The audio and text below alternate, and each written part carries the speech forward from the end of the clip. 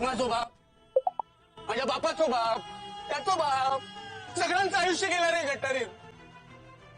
माझ्या पोरांचं पण आयुष्य त्याच्यातच जाणार आहे. दत्ता!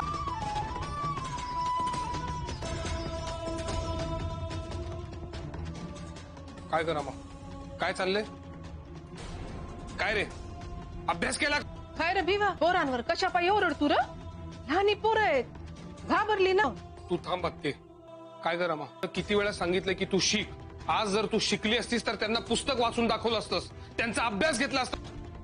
पण शिकायच्या नावाने बोंब, हे असंच जर का चालू राहिलं, आपल्या पुढच्या पिढ्या गटारात जातील, गटारात. भिवा, काय काळीज हाय का नाही तुला? ती समधीकडे नुसतं डोकं चालणार आहे तू. कशा पायी वरडतोय बायकोवर? अरे 2 जीवांची हाय ती. तिला फुलासारखं जपायचं सोडून गर्वात तोच का रे तिच्या हाव?